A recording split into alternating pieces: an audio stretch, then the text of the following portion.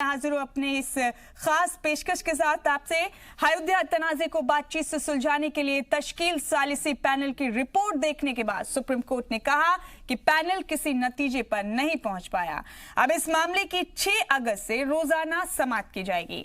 Chief justice Ranjan Gogoi की सदारत वाली बेंच ने यह भी कहा कि अब इस मामले की समाअत तब तक चलेगी जब तक कोई नतीजा नहीं निकल जाता है। पैनल ने जुमेरात को बंद लिफाफे में अपनी आखिरी रिपोर्ट सौंपी थी। सुप्रीम कोर्ट ने 8 मार्च को इस मामले को बातचीत से सुलझाने के लिए सालिसी पैनल बनाया था। इसमें साबिक जस्टिस FM कलीफुल्ला, गुरु श्री श्री रविशंकर, सीनियर वकील श्रीराम पंचू शामिल थे। अदालत ने एक अर्जी पर 11 जुलाई को पैनल से रिपोर्ट मांगी थी। पीर को सभी फरीकैन के दरमियान दिल्ली में वाक़ई उत्तर प्रदेश सदन में आखिरी मीटिंग हुई थी। 18 जुलाई को सालिसी पैनल ने स्टेटस रिपोर्ट कोर्ट को सौंपी थी। तब CJI ने कहा था कि अभी सालिसी की रिपोर्ट को रिकॉर्ड नहीं लिया जा रहा है क्योंकि ये खुफिया है।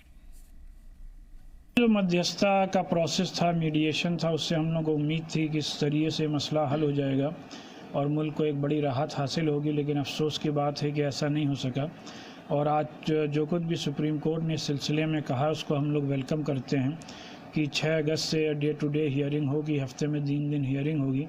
इससे लग रहा है कि इंशाअल्लाह जल्द ही इस मसले का कोई पायदार और मुस्तकिल हल और फैसला हो जाएगा। सुप्रीम कोर्ट ने कहा है जिसको भी अनुवाद अपना फाइल करना है वो फाइल कर सकता है, पर हम कोर्ट का हियरिंग में स्टार्ट करेंगे 6 अगस्त। जो लोग जल्दी इंसाफ की उम्मीद कर रहे थे उनके लिए आप एक बड़ी चीज मान रहे हैं। देखिए, सुप्रीम कोर्ट ने राजीव धवन के जो भी ऑब्जेक्शंस थे या जो भी आर्गुमेंट्स थे, सुप्रीम कोर्ट ने कहा उसको भी नहीं मानते हैं। वो आप हियरिंग के टाइम पे देखेंगे। कोर्ट ने इस मामले की हियरिंग 6 अगस्त से स्टार्ट करने को कहा है, डे टू डे बेसिस पे। और हिंदू अब ये देखिए, इलाहाबाद हाईकोर्ट ने 90 दिन लगाए थे इस मैटर की हियरिंग के लिए। एक्सपेक्टेशन है कि कितनी देर में खत्म होगी। देखिए, हिंदू पार्टीज का जहां तक सवाल है, मुझे लगता है हिंदू पक्षकार इस मामले में मिनिमम 40 दिन लेंगे अपनी बहस रखने के लिए।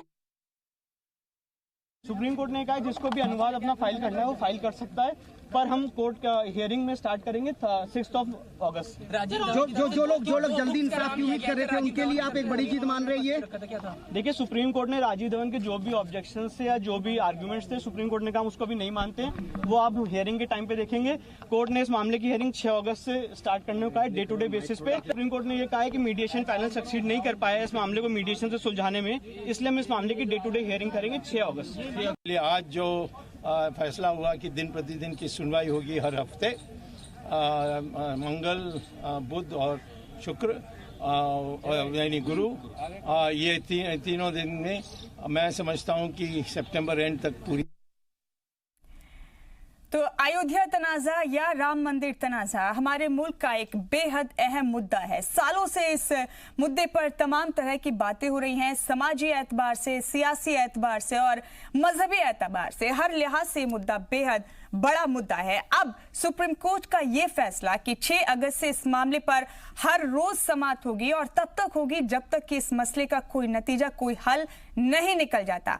क्या सुप्रीम कोर्ट के इस बड़े फैसले के बाद मुल्क में बड़े पैमाने पर अब ये उम्मीद जगी है कि ये तनाज़ा अब कम से कम सुलझ जाएगा और आइंदा इस पर कभी कोई सियासत नहीं होगी और इस मसले की वजह से, इस तनाज़े की वजह से मजीद कोई कशीदगी मुल्क में नहीं होगी। इसी पर हमारा आज का ये बड़ा और अहम प्रोग्राम है और इस बेहद अहम मुद्दे पर बातचीत करने के लिए एक बेहद अहम और बेहद शानदार पैनल भी हमारे साथ स्टूडियो में मौजूद है। आइए आपका तारुफ कराते हैं और फिर अपनी संजीदा चर्चाओं को आगे बढ़ाएंगे। आइए आपकी मुलाकात कराते हैं। मेरे साथ स्टूडियो मौजूद हैं अनिल मिश्रा साहब, बतौर सीनियर जर्नलिस्ट अपना एक्सपीरियंस, अपने तजुर्बात हमारे और आपके साथ बांटेंगे। बहुत इस्तकबाल है आपका मिश्रा साहब। वेद प्रकाश गुप्ता जी, बतौर हिंदू नेता, हिंदू मजहब की नुमाइंदगी करेंगे इस मसले को लेकर, आपका भी बहुत बहुत इस्तकबाल है। धर्मगुरु डॉक्टर HS रावत साहब भी हमारे साथ मौजूद हैं। मुंतजिर थे तमाम लोग कि सुप्रीम कोर्ट आखिर आज इस मसले को लेकर क्या कहता है। बहुत स्वागत है, बहुत इस्तकबाल है आपका रावत साहब। और हमारे साथ मौजूद है संजय के चड्ढा साहब, सुप्रीम कोर्ट के एडवोकेट है। बहुत इस्तकबाल है चड्ढा साहब आपका भी हमारे इस खास प्रोग्राम में। साथ ही साथ हमारे साथ मौजूद हैं अब्दुल मोइद अजहरी साहब, बतौर मुस्लिम स्कॉलर आप हमारे इस प्रोग्राम में शिरकत कर रहे हैं। आपका भी बहुत बहुत इस्तकबाल है अजहरी साहब। शुरुआत करना चाहेंगे हम वेद प्रकाश गुप्ता जी आपके साथ। क्या इसी लम्हे का इंतजार था पूरे मुल्क को और क्या ये उम्मीद अब पुख्ता हुई है कि जल्द अज जल्द इस मामले का हल अब निकल जाएगा? जरूर जी, हम तो इसी का इंतजार कर रहे थे कि जल्दी ही रोजाना सुनवाई शुरू हो जाए सुप्रीम कोर्ट में, और मैं मानता हूँ कि शायद 17 नवंबर से पहले ये फैसला आ जाना चाहिए। और हम सुप्रीम कोर्ट का सम्मान करेंगे जो भी फैसला देगा, बाकी तो सब हम मानते ही हैं जो भी। रावत साहब, क्या इसी वक्त का इंतजार था, क्या इसी की उम्मीद थी तमाम लोगों को? सालिसी पैनल जब बनाया गया, ये जो मीडिएशन कमेटी जब तश्कील की गई, तब से ज्यादातर लोगों को लग रहा था कि ये कमेटी कामयाब नहीं होगी, और वही आखिर हुआ भी। तो क्या अब ये उम्मीद है कि ये मसला जल्द हल हो जाएगा? मुमताज जी, वैसे एक कहावत है कि एक अंधी थी और उसके सामने से लोग रोज निकल के बोलते थे, अंधी तेरा भाई आया, तेरा भाई आया, और वो परेशान होती थी और वो आता ही नहीं था। तो उसने कहा कि भाई मैं तब जानूंगी जिस दिन वो मेरे गले मिलेगा। यानी ये मंदिर का मामला 450 वर्षों से लटका हुआ है और देश आजादी के बाद से लगातार लटका हुआ है। अभी मेरे साथ बैठे हिंदू नेता गुप्ता जी, उन्होंने कहा सुप्रीम कोर्ट का सम्मान करेंगे और अच्छा है जो भी फैसला आएगा। अब बात यह है कि जो भी फैसला आएगा यहां गाड़ी अटक जाती है। बात यह है कि ये 150 करोड़ हिंदू की आस्था का मामला है कि 150 करोड़ हिंदू पूरे विश्व के अंदर हैं, जिसमें 100 करोड़ से ज्यादा तो हिंदुस्तान में ही है। हिंदुओं की आस्था का मामला मुमताज जी जब लटकता है तो हम कहीं ना कहीं संविधान की तरफ ताक झांक सुप्रीम कोर्ट की तरफ चलते हैं, क्योंकि हमारी आस्था, और जहां जब दूसरी शरीयत की आस्था की बात आती है तो वहां फिर शरीयत का मामला आता है। हमें सिर्फ वह राम मंदिर ही चाहिए, राम मंदिर के आसपास उस परिक्रमा मार्ग में हमें कुछ भी नहीं चाहिए, तो जाकर के हमें लगेगा कि हमारे लिए एक संतुष्टि है और हमारा एक राम मंदिर का फैसला अच्छा हो रहा है। और अगर वहीं पर पहले जैसे हाईकोर्ट ने फैसला दिया था 3 जगह उसको बांट दिया और वहीं बगल में मस्जिद को भी जगह दे दी है, तो मुझे लगता है कि हिंदू इस फैसले को नहीं मानेंगे, क्योंकि ऑलरेडी भगवान राम, कृष्ण और काशी विश्वनाथ ये सब ऑलरेडी पहले विवादित हो चुके हैं। तो हम चाहते हैं सुप्रीम कोर्ट 100 करोड़ की हिंदू का आस्था, और पूरे ग्लोबली अगर देखा जाए 150 करोड़ हिंदू का आस्था का मामला है, और वहां पर राम मंदिर के पक्ष में, और जो ASI की रिपोर्ट है, जो पुरातत्व विभाग की रिपोर्ट है और पूरे इतिहास की रिपोर्ट है, उसको देखते हुए प्योरली इसको भगवान राम को हैंड ओवर कर देना चाहिए। जी जी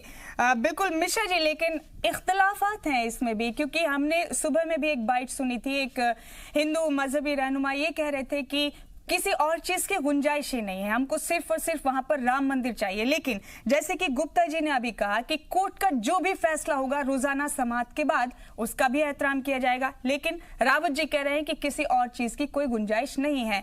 ऐसे में ये मामला फिर जिस तरह से रावत जी ने कहा कि कोई नहीं जानता कि कोर्ट का आखिरकार फैसला क्या होगा, रोजाना समाज से ये तो तय है कि मसला जल्द सुलझ जाएगा, लेकिन तब भी इख्तलाफात अपनी जगह पर होंगे। मिश्रा जी, बिल्कुल ठीक कहा आपने। देखिए, इस मुद्दे में जो इतना लंबा खिंचता चला आया, या ये मुद्दा जो है आज भी एक विवादों के बीच में फंसा हुआ है, उसमें सबसे बड़ा रोड़ा यही था।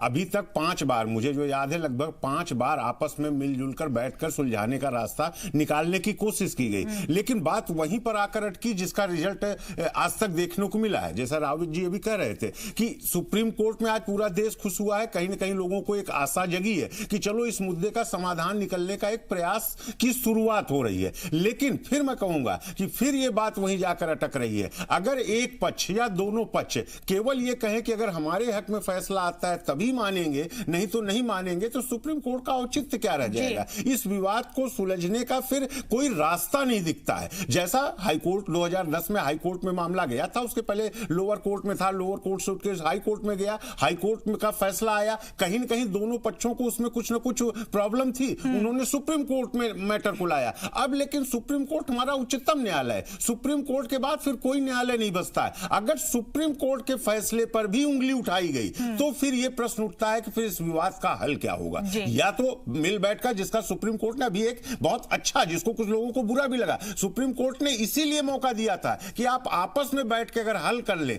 बैठकर मामले को सुलझा लें, तो निश्चित रूप से कहीं न कहीं विवाद से बच जाएंगे। लेकिन अगर आप नहीं सुलझा पाएंगे तो हम उस पर फैसला देंगे। और ये बिल्कुल मानी हुई बात है, न्यायालय जैसा दिखाया जाता है कि आंख पे पट्टी बंधी होती है, न्यायालय ये नहीं देखेगा कि 100 करोड़ हिंदुओं की आस्था है या उसमें 20 करोड़ मुसलमानों का कुछ मामला है, वो तो न्याय के तहत बात करेगा। और जो अभी तक उस मुद्दे पर है, वहां अगर देखा जाए तो कहीं न कहीं राम मंदिर मुद्दा एक जमीनी विवाद में बदल चुका है। तो इसलिए सबसे पहले हम समझते हैं कि शायद दोनों पक्षों को, हिंदू पक्ष भी और मुस्लिम पक्ष भी, आपस में एक राय मशविरा कर लें और ये निश्चित कर लें कि सुप्रीम कोर्ट पर सबको विश्वास है, वो बिल्कुल सही फैसला देगा। इसलिए आपस में पहले ही डिक्लेयर करें और कहीं न कहीं सरकार भी इसमें मुख्य भूमिका निभाए कि बाध्यता लाए कि सुप्रीम कोर्ट के फैसले को मानना पड़ेगा। अगर यकीन है, अगर आपको मुल्क के आईन में यकीन है, यहाँ के संविधान में यकीन है, तो जो भी सुप्रीम कोर्ट का फैसला होगा उसका दोनों फरीकैन तहे दिल से एहतराम करेंगे, उसको एक्सेप्ट करेंगे।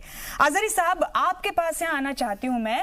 सुप्रीम कोर्ट का जो भी फैसला होगा इस समाअत के बाद, एक तो ये कि क्या आपको ये उम्मीद है कि अब जल्द ये मसला हल हो जाएगा, और क्या आप या फिर तमाम जो मुस्लिम फरीकैन हैं जो इस मसले को लेकर अपने आस्था से, अपनी अकीदत से जोड़कर तमाम तरह की बातें करते हैं, उनके लिए काबिले एहतराम होगा ये फैसला, तमाम लोग खुश होकर तब मानेंगे इसको, या तब भी किसी इख्तिलाफ की गुंजाइश रह जाएगी?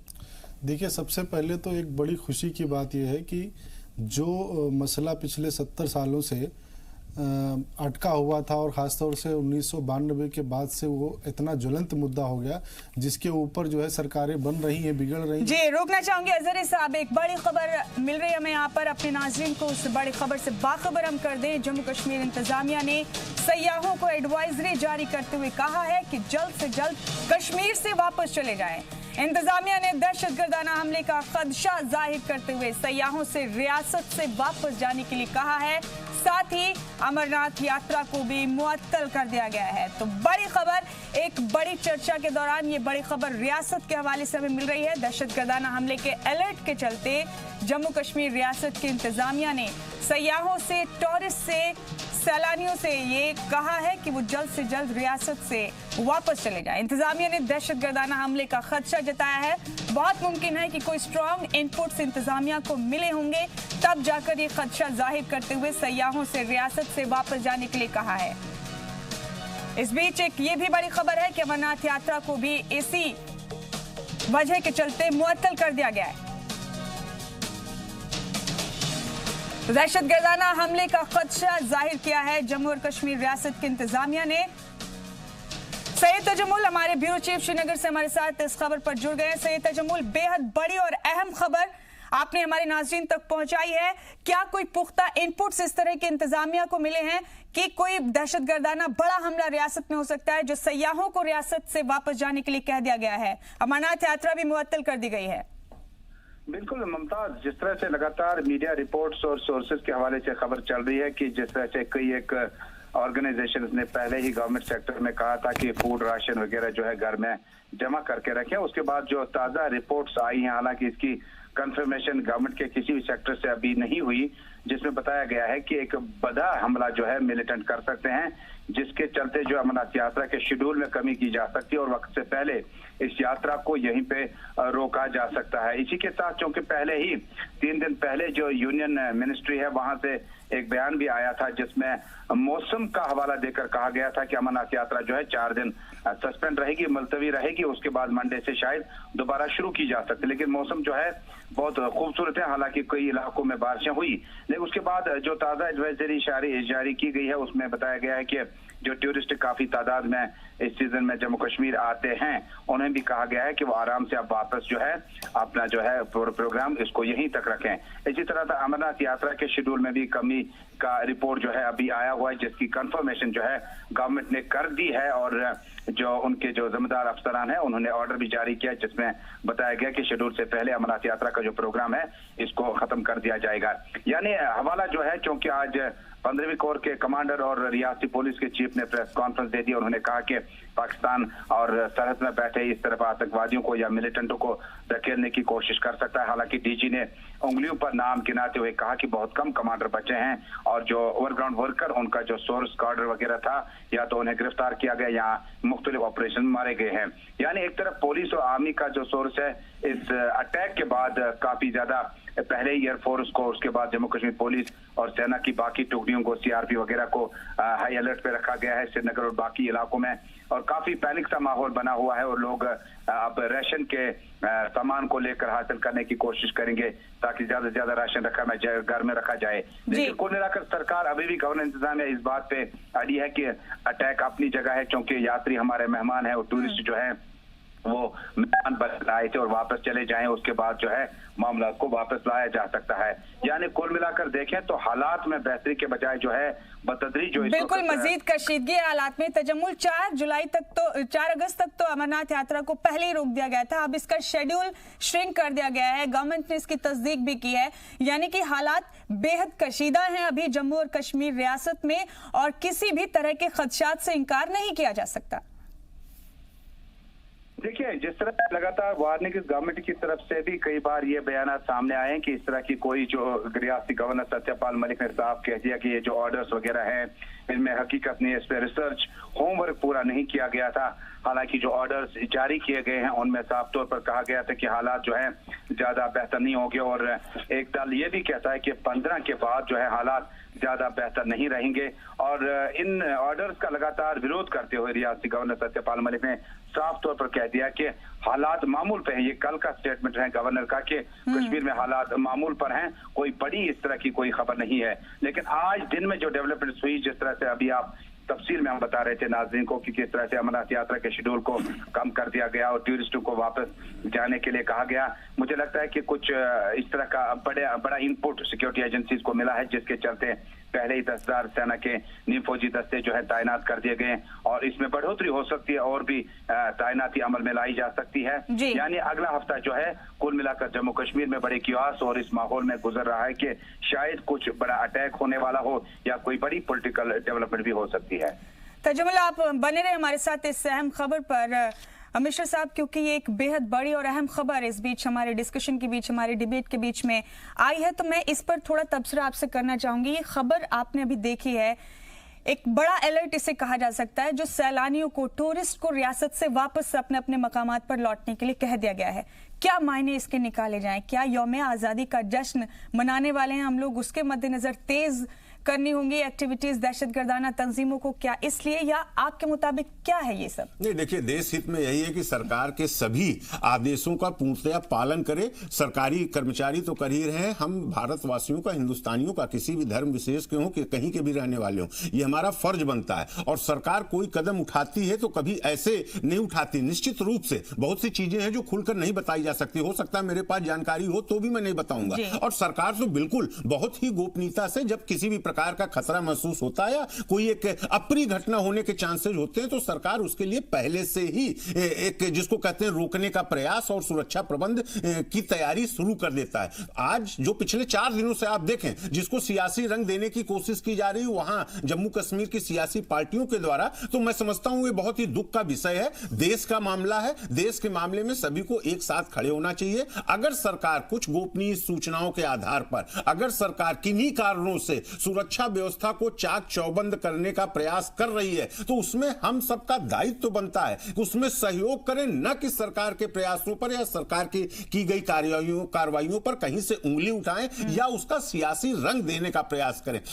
35A को लेकर या तरह तरह की बातें, कुछ राजनीतिक पार्टियां भी उसमें आग में घी डालने का प्रयास कर रही हैं, लेकिन मुझे ऐसा लगता है कि शायद भारत की पूरी जनता, साथ साथ जम्मू कश्मीर की भी जनता इसको समझने का प्रयास करेगी। सरकार जो भी कार्रवाई कर रही है वो उनके हित के लिए, उनकी सुरक्षा के लिए कर रही है, और इसमें कोई बयान देना मैं समझता हूं देश हित में नहीं होगा। सरकार की कार्रवाई, सरकार की हरकतों पर पूरा पुरजोर समर्थन करना चाहिए, न कि केवल बोलकर, साथ में उनको हर कदम से कदम मिलाकर सहयोग करें। देश का कुछ भला ही होगा, कहीं कोई नुकसान नहीं होगा। जी चड्ढा साहब, जम्मू और कश्मीर रियासत हिंदुस्तान की इन दिनों सबसे ज्यादा हसास रियासत है, सबसे ज्यादा हसास सूबा है, सुपर सेंसिटिव इसे कहा जा सकता है।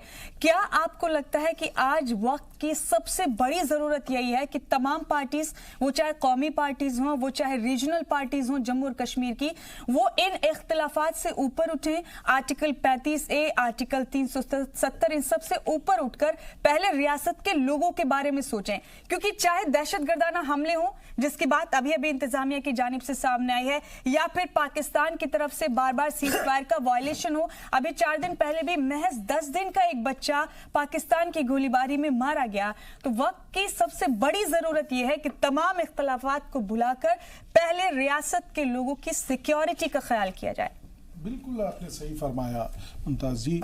देखिए, ये एक, और मैं आज का जो ये अभी आया है एडवाइजरी मैं समझता हूं सरकार सफल है इसमें, और निश्चित तौर पे सराहना करी जानी चाहिए कि सरकार ने अंदेशा, कोई एक इंफॉर्मेशन है, इसका मतलब हमारे जो सरकार काम कर रही है वो मजबूती से काम कर रही है। और ख़ास तौर से जब 15 अगस्त अभी हमारे पास आ रहा है, पूरा देश जो है किसी भी तरीके से कोई दुखी भरी खबर ना आ जाए, इसलिए ये जो मेरे को लगता है बहुत ही सबसे इंपॉर्टेंट चीज़ है सिक्योरिटी।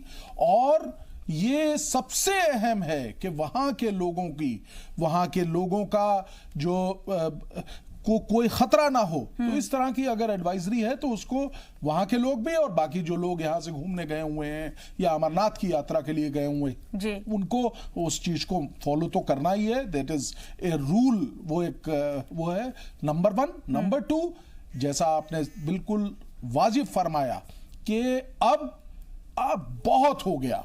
हम सबको, चाहे वो वहां की रीजनल पार्टीज हों, चाहे वो वहां के रिलीजियस लीडर्स हों, उनको अब आगे आंख बंद करनी पड़ेगी। पुरानी चीजों पे अब एक खत्म करना पड़ेगा। जो हो गया सो हो गया। आइए मिलके एक एक कश्मीर के, जम्मू के एक एक आदमी को हमें अब तरक्की के रास्ते पे लेके जाना है। ये कोई कितने साल हम लोग देखते रहेंगे? पिछले 10-20 सालों में 70,000 से ज्यादा लोग मर चुके हैं। क्या हो रहा है?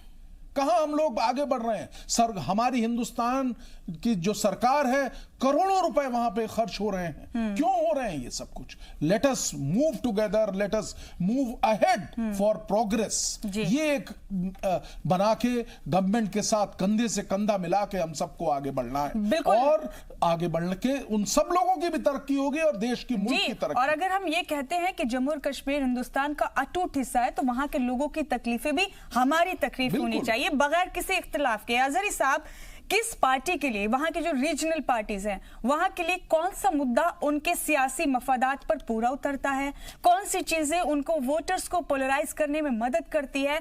इस सब से ऊपर उठकर इस बड़े खतरे से निपटना, मिलकर निपटना, ये सबसे बड़ी चुनौती आज के वक्त में। देखिए, इंसानियत से बड़ा मुद्दा कोई नहीं हो सकता है, न धर्म के हिसाब से, न सियासत के एतबार से। मैं इस पूरे मामले को देखता हूँ, अभी ये चड्ढा साहब की एक बात से मैं बहुत इत्तेफाक रखता हूँ कि ये एक तरीके से सरकार की कामयाबी है कि वक्त से पहले उन्हें मालूम हुआ और जो भी मुनासिब कार्रवाइयाँ हैं वो कर रहे हैं। मेरा सवाल हमेशा से ये रहता है, और मुझे ऐसा लगता है कि हमारे सियासी निज़ाम की नाकामी है। सियासी निज़ाम की नाकामी इसलिए कहते हैं कि हर बार आखिर ऐसा क्यों होता, वो चाहे अमरनाथ यात्रा में जाने वाले ज़ायरीन हो या किसी भी आस्थिक जगह पर जाने वाले लोग हों, हमेशा हम 15 अगस्त पे डरते हैं, 26 जनवरी पे डरते हैं। एक पॉलिटिकल विल, बहुत स्ट्रांग पॉलिटिकल विल हमारे पास होनी चाहिए, कोई भी सरकार हो। हम कहते हैं इसी सरकार में अभी 2014 के बाद ये रिपीट हुई है, इनके पास पॉलिटिकल विल अभी जिस तरीके से देखा जा रहा है कि बड़े सटीक फैसले ले रहे हैं, मजबूत फैसला हो, वो ऐसा फैसला जो आवाम के हक में हो, फिर आस्थाएं उनको बाधित न करें। मसला क्या हो रहा है? अभी हम लोग डिबेट कर रहे थे ये राम मंदिर और बाबरी मस्जिद वाले मसले पर, इनका भी यही मामला है कि पॉलिटिकल विल कहीं ना कहीं एक तरफ वो पार्टियां या वो सियासतदान जो मजहब के नाम पर, आस्था के नाम पर एक तरफ लोगों को उकसा रहे हैं कि इन तमाम मामलों से आप अपनी आस्थाओं की तरह मजबूत कर लीजिए कि वो मामला अलग ही हो जाए। दूसरी तरफ जो उनका जो स्टेटमेंट होता है या उनका जो क्या कहते हैं स्टेप्स होते हैं, वो पॉलिटिकल उसमें जाते हैं कि भाई संविधान जो कह रहा है, कोर्ट जो कह रहा है।